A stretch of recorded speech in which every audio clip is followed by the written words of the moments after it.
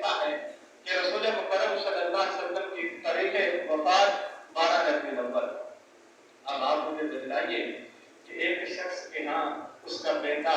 10 تاریخ کو پیدا ہوا، 10 تاریخ کو ہی وہ وفات پر پا گیا، تو کیا وہ شخص اس تاریخ کو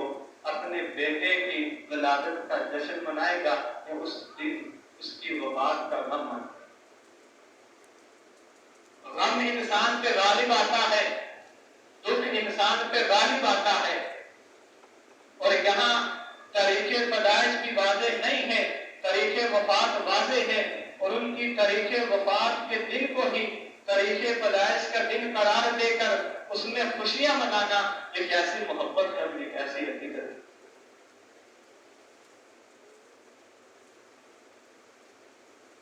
آقا کائنات کی آمد کی خوشی مجھے بھی ہے، آپ سب کو، کہ آقا اس کائنات میں تشریف لائے۔ مجھے یہ خوشی سارا سال رہتی ہے کہ میں آپ کا امتی ہوں، مجھے یہ خوشی سارا سال رہتی ہے کہ رسول مکرم اس دنیا میں آئے، آپ کے آنے سے انسانیت کو جینے کا شعور ملا، آپ آئے تو آپ نے اندھیروں سے نکال کر امت کو روشنیوں میں ڈالا، آپ آئے تو آپ نے جنت کے رستے پہ اس امت کو گامزن کیا۔ یہ خوشی مجھے سارا سال رہتی ہے، اس کے لیے کسی ایک دن کو خاص کر کے، ایک تاریخ کو خاص کر کے جشن منانے کی ضرورت نہیں۔ اور اگر یہ شریعت کا حصہ ہوتا، ثواب کا کام ہوتا، تو یہ کیسے ہو سکتا ہے کہ وہ نبی جس نے معیشت چلانے کا طریقہ بیان کیا، جس نے معاشرت کا طریقہ بیان کیا، جس نے سیاست کا طریقہ بیان کر دیا، جس نے حکومتیں چلانے کا طریقہ بیان کر دیا، جس نے اٹھنے بیٹھنے کا طریقہ بیان کیا، جس نے سونے جاگنے کا طریقہ بیان کیا، خرید و فروخت کا طریقہ بیان کیا، بڑے چھوٹے سے بات کرنے کا طریقہ بیان کیا، جس نے بازار چلانے کے طریقے بیان کر دیے، جس نے مسجد میں آنے جانے کا طریقہ بیان کیا، پورا کا پورا دین واضح کر دیا، نہ کوئی بڑی بات چھوڑی، نہ کوئی چھوٹی بات چھوڑی۔ عید الفطر منانے کا طریقہ بیان کیا، عید الاضحیٰ کا طریقہ بیان کیا۔ وہ نبی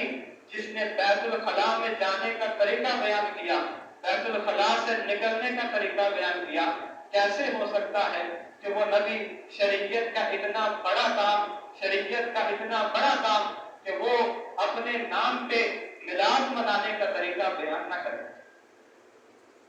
اگر اس نبی نے یہ طریقہ بیان نہیں کیا تو اس کا مطلب یہ ہے کہ یہ شریعت کا حصہ نہیں۔ وہ صحابہ کرام جنہوں نے قرآن ہم تک پہنچایا، حدیث ہم تک پہنچائی، وہ صحابہ جنہوں نے ایک ایک حدیث کو روایت کیا، صرف حدیث کو ہی روایت نہ کیا بلکہ وہ حدیث بیان کرتے ہوئے آقا بیٹھے تھے، کس حالت میں بیٹھے تھے، وہ حدیث بیان کرتے ہوئے آپ لیٹے تھے، کس کروٹ لیٹے تھے، آپ کس طرح کھڑے تھے، وہ حدیث بیان کرتے ہوئے آپ نے کون سا اشارہ کیا، یہ ساری باتیں کے ساتھ روایت کر دی۔ وہ صحابہ جو رسول مکرم صلی اللہ علیہ وسلم کے عمل پر نن و ان عمل کرنے والے، وہ صحابہ جو رسول مکرم صلی اللہ علیہ وسلم کے ایک ایک اشارے پہ اپنی گردنیں ڈانے کے لیے تیار رہنے والے، وہ صحابہ جنہوں نے رسول مکرم صلی اللہ علیہ وسلم کے رخ انور کو بیان کیا، آپ کے قد کاٹ کو بیان کیا، آپ کی لمبائی چوڑائی کو بیان کیا، آپ کے چال چلن کو بیان کیا، وہ صحابہ جنہوں نے